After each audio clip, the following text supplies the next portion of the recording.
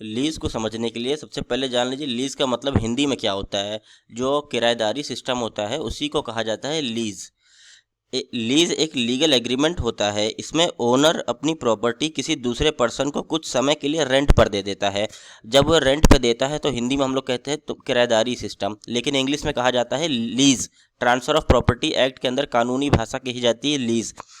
इसमें प्रॉपर्टी दी जाती है और बाद में रेंट वो पर्सन पे करता रहता है जितने भी समय के लिए वह लीज पे लेता है। अब चाहे आप हिंदी में कह दीजिए किराएदारी पे लिया है या इंग्लिश में कह दीजिए लीज पे लिया है। अब लीगल प्रोविज़न देखेंगे तो section 105 transfer of property act का हमें लीज़ के बारे में बताता है कि लीज़ हम उसको कहेंगे जिसमें मालिक यानी जिसमें ओनर अपनी प्रॉपर्टी किसी दूसरे पर्सन को कुछ समय के लिए रेंट पे दे दे और बदले में उससे भाड़ा लेता रहे, यानी उससे पेमेंट लेता रहे, कुछ कंसीडरेशन लेता रहे। अब इस एग्जाम्पल से अच्छे से समझ में आ जाएगा। यानी राम ने अपनी दुकान श्याम को 1 साल के लिए 5,000 रुपये महीने किराए पे दिया। मान लो ए ने बी को अपनी दुकान दे दी है 1 साल के लिए किराए पे और बदले में 5,000 रुपये महीना ले रहा है, तो ये क्या हुआ, लीज हुआ। अब अगर हिंदी में आप इसको बोलो चौक कह दो किराएदारी सिस्टम, क्योंकि 1 साल के लिए किराए पे दे दी है इसको, बदले में महीना का भाड़ा ले रहा है, तो यही होता है लीज।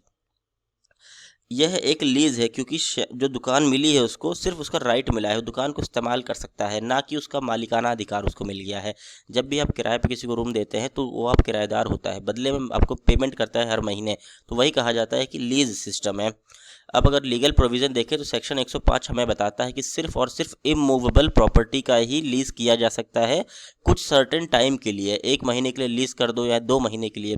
और जो लीज़ किया जाएगा सेक्शन 105 हमें बताता है ये एक्सप्रेस और इम्प्लाइड दोनों हो सकता है, यानी लिखित फॉर्म में भी आप किराएदार सिस्टम कर सकते हो या मौखिक फॉर्म में भी, और बदले में आप उस किराएदार से पेमेंट लेते हो, कुछ प्राइस लेते हो, यही बताया जाता है। 105 सेक्शन हमें बताता है।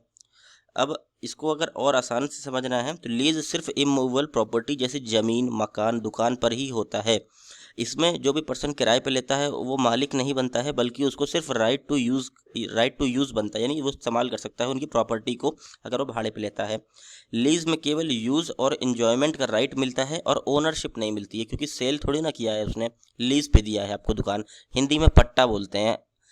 अब essential elements of lease, lease के कुछ एसेंशियल एलिमेंट्स हैं, जैसे कि 2 पार्टी होनी चाहिए लीज के अंदर, एक लेसर होगी और एक लेसी होगी।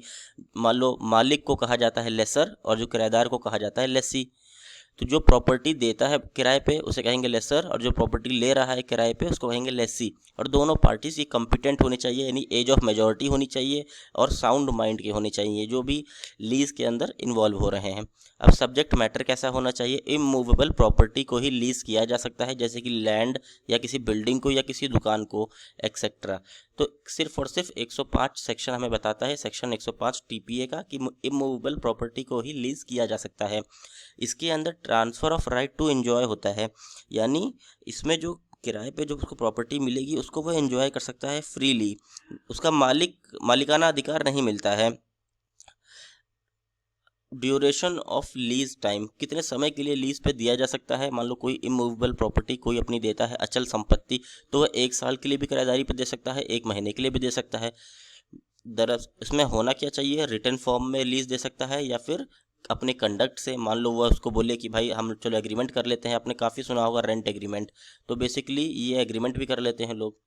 कंसिडरेशन, जब भी वो लीज पे देगा तो बदले में पैसा लेगा या कोई क्रॉप्स लेगा बदले में या कोई अदर सर्विस लेगा। मान लो वो बोले भाई तुम मेरी दुकान किराए पे ले लो, बदले में मेरे घर आके झाड़ू पोछा साफ सफाई करते रहना, तो क्या हुआ, बदले में वह कंसिडरेशन ले रहा है काम करने का। अब वहीं मान लो मंथली पेमेंट भी ले सकता है।